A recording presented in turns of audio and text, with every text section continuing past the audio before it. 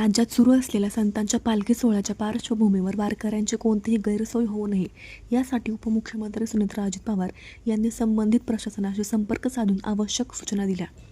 सध्या अनेक भागात सुरू असलेल्या मुसळधार पावसामुळे वारकऱ्यांचा मुक्काम, वाहतूक आणि मूलभूत सुविधांवर परिणाम होण्याची शक्यता लक्षात घेऊन त्यांनी प्रशासनाला अधिक दक्ष राहण्याच्या सूचना केल्या.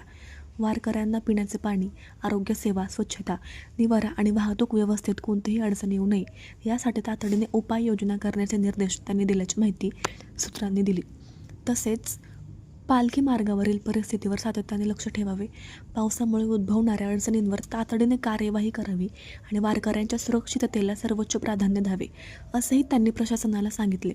आषाढी वारीसाठी राज्याच्या कानाकोपऱ्यातून लाखो वारकरी पायी पंढरपूरकडे जात असताना त्यांच्या सेवेत कोणतीही त्रुटी राहू नये यासाठी प्रशासनाने समन्वयाने काम करण्याची अपेक्षाही उपमुख्यमंत्री सुनेत्रा पवार यांनी व्यक्त केली.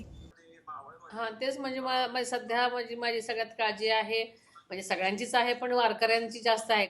आपली कुठपर्यंत काय आपली तयारी आहे, काय आहे ते विचारावं म्हटलं मी.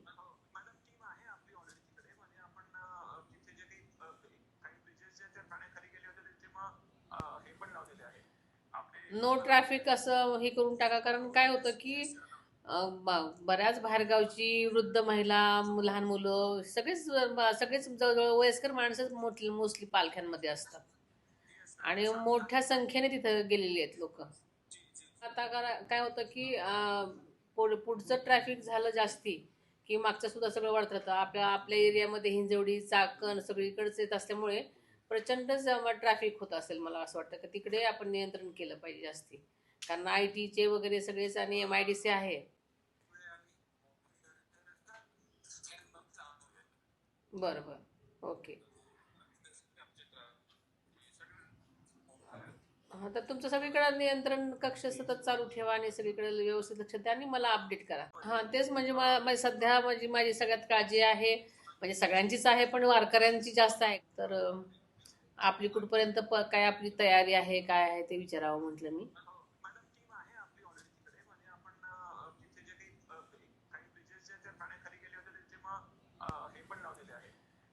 नो ट्रॅफिक असं हे करून टाका, कारण काय होतं की बऱ्याच बाहेरगावची वृद्ध महिला, लहान मुलं सगळेच जवळजवळ वयस्कर माणसं मोस्टली पालख्यांमध्ये असतात आणि मोठ्या संख्येने तिथं गेलेली आहेत लोक.